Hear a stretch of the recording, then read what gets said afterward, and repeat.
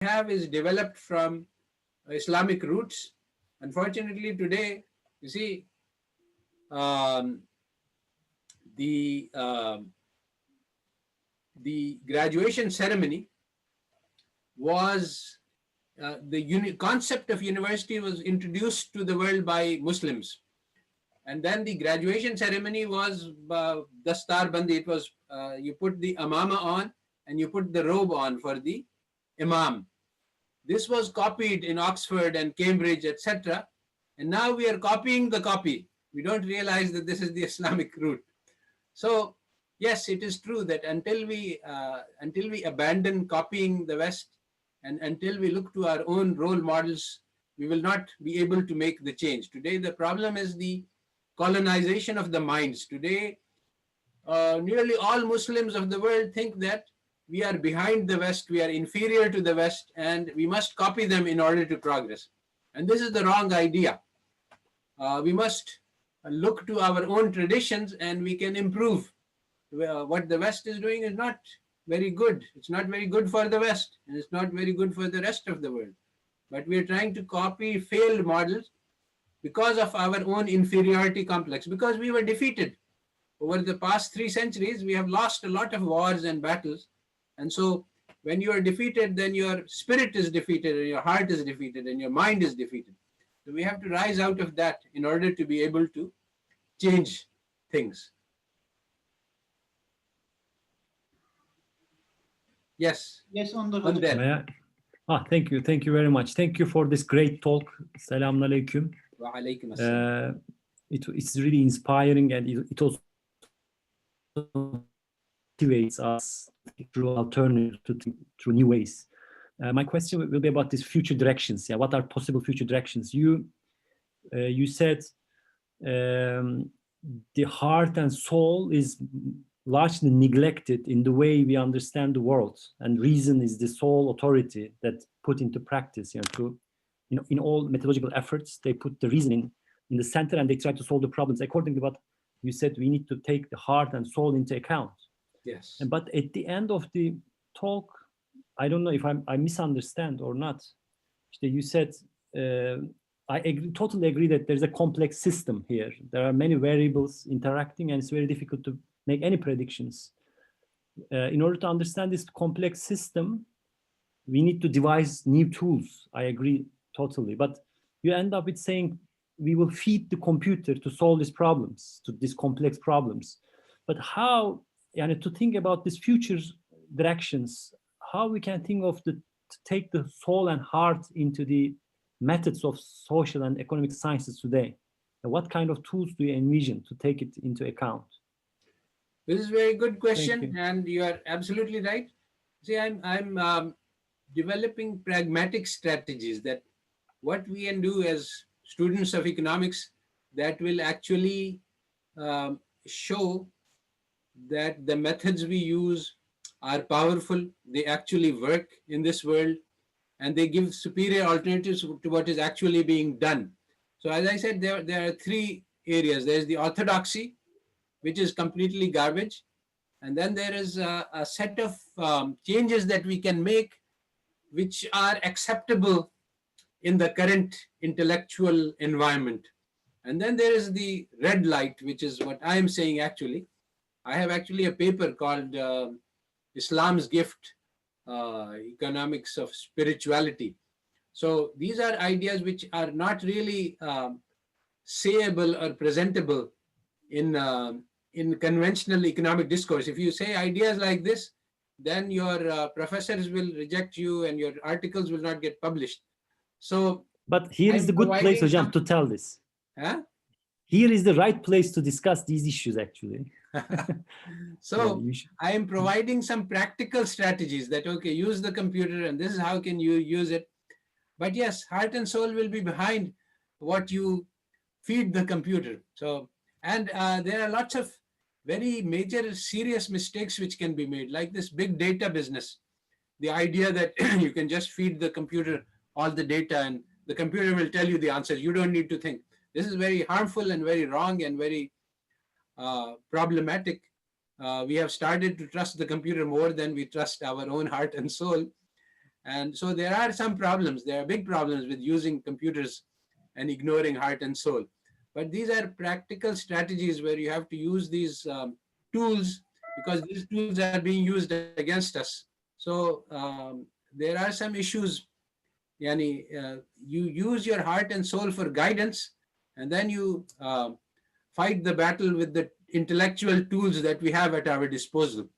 So yes, you are picked up on a very important point, and it's complicated. Cannot explain it all in this one talk. Hocam, we should have a different talk about this, I guess, a separate one. How Inshallah. we should employ our heart and souls in actual research. We should think. Yes, definitely. I do that. Yani, for example, I said, okay, the imperative of Islam is that وَلَا يُحُضُّ عَلَى طَعَامِ الْمِسْكِينِ, that they do not urge the feeding of the poor. So Islam wants us to urge the feeding of the poor. So now how can I develop a theory which helps to feed the poor? So there are many ways we can discuss this. There are many ways, many theories which will say that, okay, what we should do is concentrate on feeding the poor. So now actually, if you study this very carefully, you find that there is something which is based on modern monetary theory, which is called the job guarantee program. It says that instead of having a minimum wage, askari wage, you should have an askari job. You should have anybody who wants to work at this minimum wage should be able to find a job, and it should be an honest job, and it can be done. So this is a way to feed the poor, and there's a theory which backs it up. And now the question is how to implement it, how to sell it to people, how to sell it to the government, how to get the politics in the implementation out, etc. So there are these things that, you start the idea with the heart and soul, and then you convert it into a computer package which shows that this, if we implement this policy, it will create growth rates of 12%. So things like that. So you have to carry it from the start is with the intention, innamal amal binniyat, but then translating it into practice requires a lot of hard work. Can I say something? Sure. Sir, regarding the taking into account the view of heart or voice of heart and soul, I think if there is a more spiritually oriented happiness or well-being or contentment measuring scale, and we measure the social actions in terms of their outcomes, and the outcomes in terms of that scale, it may be possible. The general, the subjective well-being scale, the emotional well-being scale, and other scale of positive and negative effect, things of this sort. They are more of love, nafse amara kind of skills. So, but if there is a proper a life of meaning scale, and I think it's not undoable, it's doable, I think. So if you ask the right questions to anyone, to a secular person or to a religious person, they'll have the same answer. If they have darkness inside, they cannot say that they're you have to talk in the right way. You have to ask the right questions, which will be which is a long process. But that kind of scale, somewhat it wouldn't be ideal. Obviously, we cannot know the ghaib, but yeah, this is good, Yani. There is a whole field of happiness studies or satisfaction or welfare, and they have learned the most important lesson is that happiness of man does not depend on his consumption. So happiness, yani short-term happiness, yes, if a man is hungry and you give him bread, he will become happier. Yes, there's no question about that. But long-term happiness does not depend on consumption stream. It depends on your character. It depends on your social relationships. It depends on your faith and spirit. So Now, so that is true, and that has been discovered, and there is a lot of research, pragmatic, that we can do with that. But one thing to understand is that Islam doesn't, it teaches us to think in rather different ways. It's not really so important to measure these things and quantify them and create statistics. We want to change the world. We have to change the ways we act and we interact with others, and we have to become models for others. And this is how this is how change is made. It's not, changes are not made by publishing papers and statistics.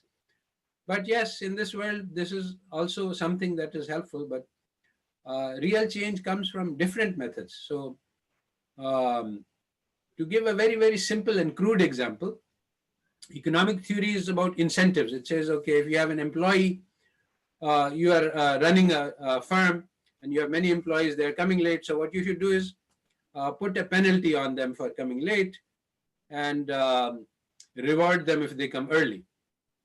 So it turns out that this doesn't work. But if you gather your workers and say that, look, what we are doing is very important, and we are all participating in the production of something which takes care of the needs of society. So, and you are a part of this, and you will earn the ajr for this, and you will also earn, you will, if you are late, then your earnings will be haram, and you will lose the pleasures of the akhirah. Things like that. Basically, motivation, inspiration, environment also. I mean, if you're only saying that and everybody else is saying something different, then it will not work. But if this is the social norm, then this will cause much stronger response. And this is something which has been verified, that people respond to a letter of praise more than an incentive increasing in reward. So, more than money. Money is not a very powerful motivator of people, it turns out. And this has been studied by secular people, that people are not strongly motivated by money, they're more motivated by social approbation. So what the point I was trying to make is that, you see, we have all been contaminated by the West, and we think in, okay, so when the Islamization of knowledge was going on, people said that, okay, the Western economic theory is based on utility maximization on goods. Let's put in the akhirah also into the function. So this is not the right way to proceed. I mean, we accept most of the methodology and then we say, okay, let's make an Islamic change. Actually, Islamic knowledge is revolutionary. It starts on different grounds. It thinks in different ways. It uses different models. It says measurement is not important. In fact, one of the key things is that the West believes that everything important can be measured. And we say that anything which is important cannot be measured. So then you have to learn to understand, how can we work if we are not measuring? Because in the West, they say that if you can't measure your process, then you can't control the process. So, and so then there is no hope for management. So this is completely different. So, we will manage without measuring. How you do that? Well, there are ways, and it has been done. And in fact, in most societies, people don't measure.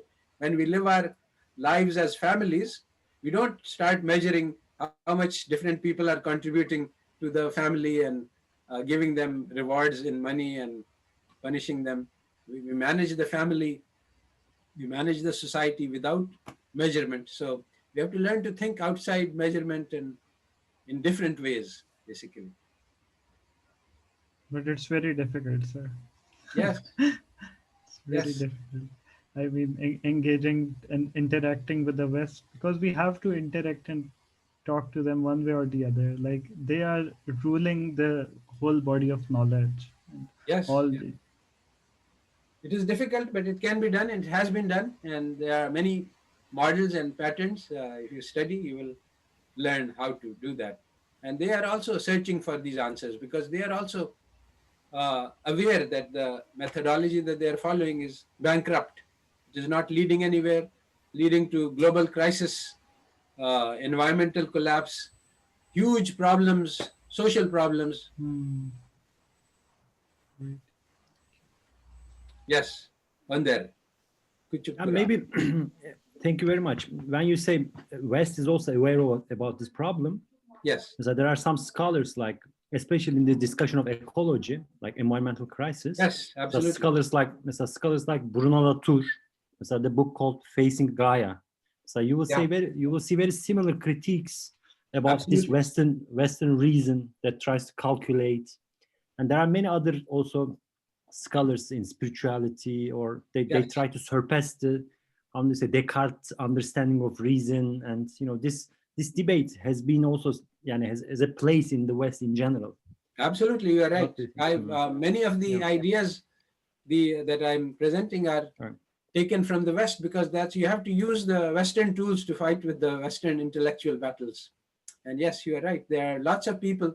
Human beings are all brothers and sisters, and we have all been given hearts and souls. And it's not that and in fact, the 90% in the West, they are also our audience. They will also be happy to cooperate with us. And there are also people with conscience and souls, and they are developing, they are seeing the problems, and so we can use their theories, and we can add Islamic insights to them. Okay. Professor, I just need some clarification. Please, Professor Ondel, have you finished your question? Yeah, yes. I hope I'm not interrupting. Okay. I started reading the article. I couldn't finish, but from it, I seem to understand there is a new journal that seeks to kind of publish unconventional articles. I don't know if I'm getting it right. Oh, well, there are many heterodox journals, and in fact, this International Econometric Review, which I mentioned in the beginning, previously we were publishing only conventional econometrics, but in the recent issues, I have opened up the article to, actually I've said that we want to encourage unorthodox thinking in any dimension, whether it's econometrics or macro or micro. Okay. So that's the type of article that we're publishing in the future. Okay, so that means the International Econometrics Journal now accepts articles from all other fields from economics, macro. Okay, I thought there was a new journal specifically for that. There are many journals in the world. This is a journal that I'm editor of. Okay, but, heterodox articles are now there are many journals which now publish them. So okay. Yeah, thank you very much, Professor. Actually, I enjoyed the presentation. Thank you. But I have a problem with excuse me, always like the tone. So it's like we know the Western system is broken. And as we said, even the 90% in the West know the system is broken. And they would want a remedial measure. But then we, those from the Islamic world, when we are making our presentations, we invoke Islam almost all the time. This is a good thing, but I feel like it excludes those who are non-Muslims and would have bought into the idea. I don't know, maybe it's from ignorance, but yeah, the West. I understand this. This is a constant and running debate that I have had with other Islamic economists, that they say that we should present our article on a general humanist platform. This is basically it's a question of audience. If I talk to a Western audience, then I try to present ideas on the basis of common human principles. Values, in the present case, my audience is Muslims, and I think it is very important to understand that Islam offers unique and deep insights which are not available within the Western intellectual tradition. So if we want to talk to the West, then we have to abandon these ideas, so that's not a worthwhile trade. So we have to work on two different platforms. One is the platform for internal conversations among Muslims, where we take the Quran and the Hadith and the legacy of Islam for granted as common heritage, and we don't discuss and dispute that. On the other hand, if you take the same article and you say, okay, you are talking to Western academics, and then you say, okay, we have this thing called Zakat, and this is a tax on the wealth for 2.5%, and here is a justification for this, and this will, so you can present the whole article on. So this is something you don't need to do with Muslims, because like, hey, this is the law of Allah, so we don't discuss that the justification, what is the justification for Zakat? I mean, that's something you can take in the background and proceed. So there are two different levels of conversation and two different audiences and different ways to talk to them. And I have found in practice that if you address the West, you cannot use a purely Islamic framework, because because it's not common background. So you have to, in fact, the Quran says that when you talk to the Christians, you work with the common platform. So in the common platform, a lot of things don't come in. When I think Sulh Hudaybiyah, the Prophet Sallallahu Alaihi Wasallam wrote it out, and he wrote Muhammad Rasulullah, and then the Kafirs crossed out the Rasulullah. So the Sahaba were very angry, and the Kafar said that, look, this is the point of contention, this is the point of the battle between us. If we accepted that he is Rasulullah, then there is no treaty to sign.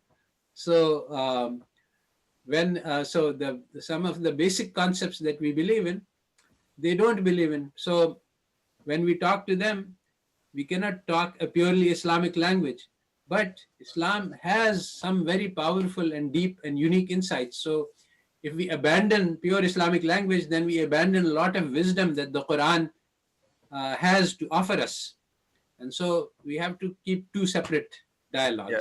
And we have to trust in the Quran. The Quran, the message of the Quran, 1400 years ago, took the most primitive and backwards people from the bottom to the top.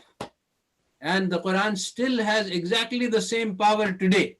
This is the thing that Muslims have stopped believing. Muslims no longer believe that the Quran has the power to take us from the bottom to the top. They think that it is the textbooks of the West which will do that. And this is the greatest delusion. Yeah, and why is this? Why did Muslims stop believing? This is because of the colonization of the globe that occurred in the early 20th century. About 90% of the globe was under the control of Europe.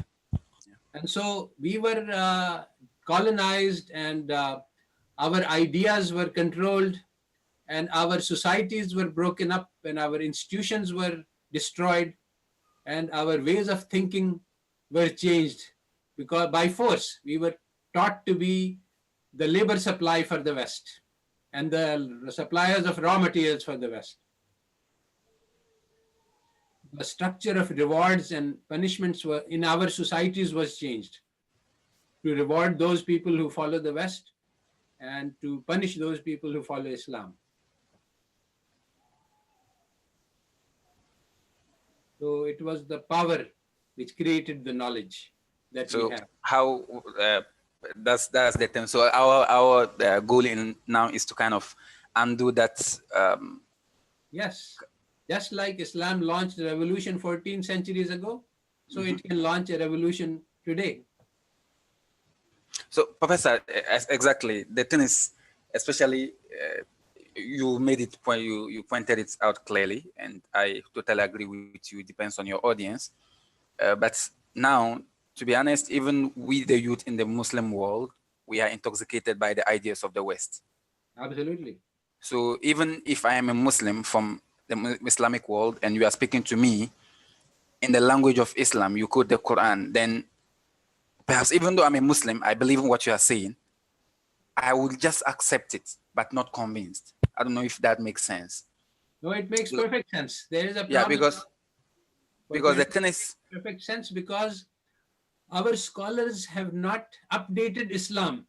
We still have the religion of the first 1,000 years. So our ulama and the scholars, they have not worked out, and this is part of the revolution. This is what I'm asking you to do. Take the teachings of Islam and learn how to apply them to solve modern problems.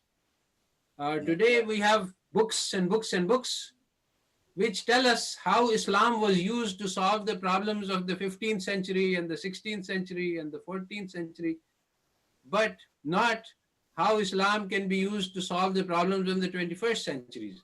So this is an area which you and I need to do, and we need to show how Islam applies, because it has not been done. This is actually what we might call the Islamization of knowledge. Although this name has been misused and abused, so it's not really correctly conveying the issue. Professor, sorry, what the point I was trying to make is like, even though the audience, looking at your audience does matter, perhaps I was thinking that maybe it would be better, even when we are speaking to the Muslim youth, we use the concept that they are intoxicated with. We present everything like in the humanist form, then being Muslim. Again, this depends on the audience again, because what I am looking for in this speech is to create more revolutionaries. So I have to give them the pure message. Yeah. Now, I'm trying to convince people from a secular background. I'm talking at Boaziji University. So, or me too.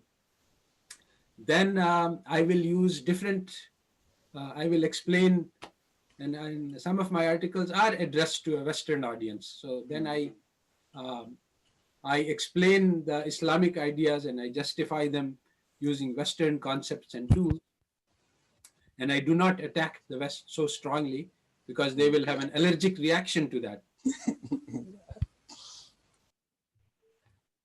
Thank you very much, Professor. Be able to listen to what I have to say. If I say that so for example, I started by saying that economics is all wrong. Now, if my audience is professional economists, I cannot start like that, because they will say, okay, if he says the economics is all wrong, then he is all wrong, and they will turn off the switch in their mind to listen to what I have to say. So then I have to say, okay, economics is mostly right, but here is a little problem. If you look at the behavior of consumers, they don't actually maximize utilities, and here is some evidence for that. And so you can, depending on the audience, again, you have to change. So here I'm looking to create revolutionaries. So I'm presenting the pure message without any deception, without any covering, without any camouflage. But otherwise, in other audiences, you have to use a lot of camouflage. Thank you very much, Professor. We are humbled to have you amongst us, Professor. Thank you very much. Anybody else?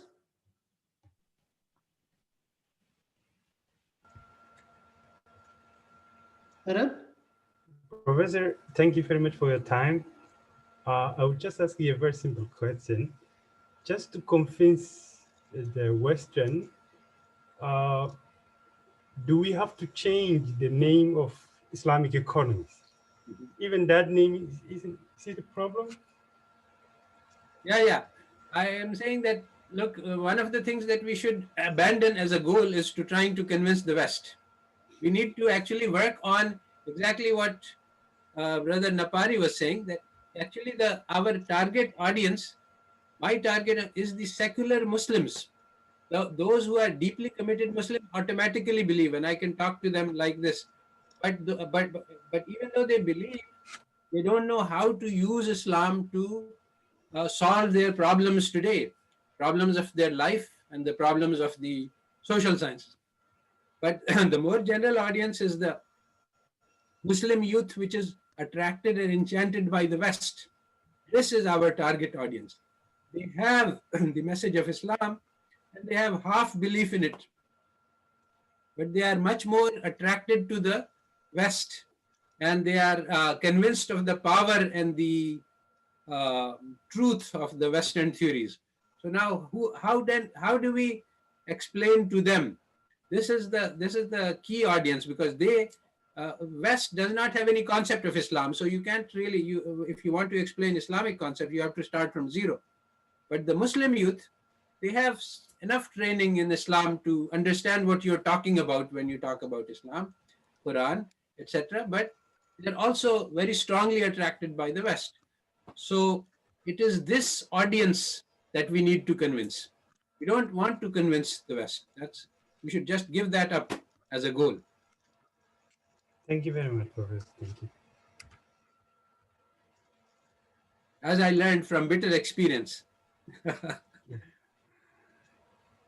My articles which were very powerful, were rejected by the top journals. They said, no, this is too insulting to economists. That's the only thing they said. There's nothing wrong in it, but it's too insulting. So we won't publish. Yeah, I thought that if we use this terminology, Islamic economics, somebody else may also say Christian economics, Yeah. just as That's an why alternative Judaism economics. Buddhist economists and Christian economics, all of this is there. But we believe that Islam is the unique, the Quran is the last revelation of Allah, the final revelation. And it has a lot of details about economics, which nobody else does. In fact, there was an article in the Paris Match, the top newspaper, saying that the Quran teaches us a lot more about the global financial crisis than any of our religious books. And I have mentioned that I've quoted that article, and I've also explained why this is being said, that there are 3 rules of finance in Islam. Any one of the 3 would have prevented the global financial crisis. If there was no interest, if there was no trading of debt, and there's no gharar, these 3 rules, any one of the 3 would have prevented the global financial crisis.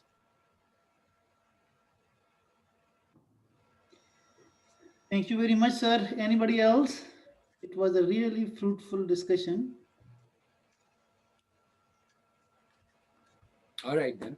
Thank you very much all for listening to me. And I hope that I have created some revolutionaries who will be participating in this project for the future. Inshallah. So we can reach you at your email? Like, can we contact you? Yeah, the email is with Asad Khan, and also if you read my blogs, if you put comments on them, I will reach them.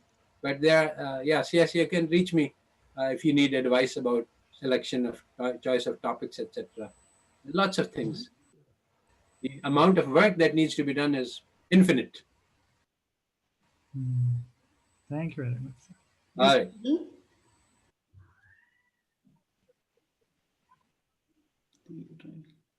Thank you very much, sir. Rasim Huja left. He had some work.